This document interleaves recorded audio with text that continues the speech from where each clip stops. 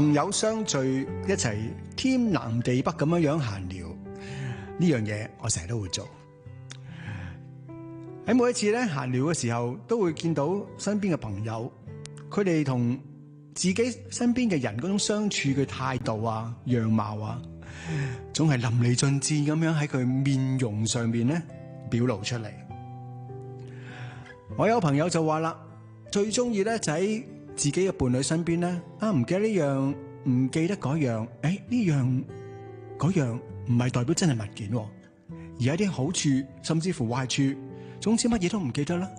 第二日一乾二淨咁樣又重新嚟過啦，幾好，大家都冇乜責任感，而且感情咧又好似冇乜瓜葛，冇乜嗰種我一定要你做呢樣，一定要你做嗰樣。另外一朋友就話，我都成日都唔記得呢樣，唔記得嗰樣噶。不過又真係咧，自己身邊一啲嘅事物啦，都唔知自己放咗喺邊嘅。我真係好靠咧，另外一半咧，不斷咁樣處處咁提點我，好好咁樣收拾下呢樣嘢，我好將嗰樣嘢擺好。好多個伴侶，好多個親密嘅朋友，一齊睇波，一齊歡呼，甚至乎咧，感覺上志同道合。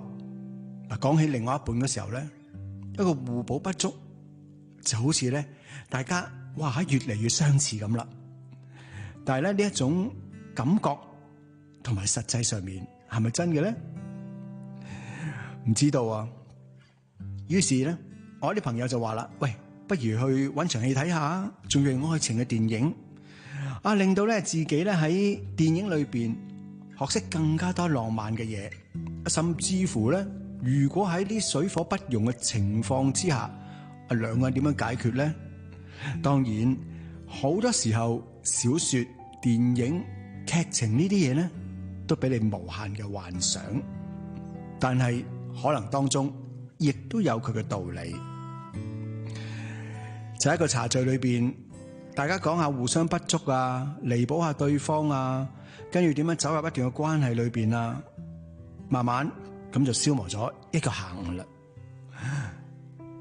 發覺喺大家對話之中，我開始諗下，有時候自己愛上咗一個南轅北轍嘅佢，其實係諗緊自己將來會係點啊？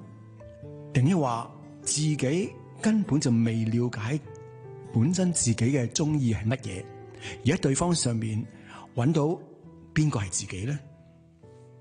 一段積極共鳴嘅關係，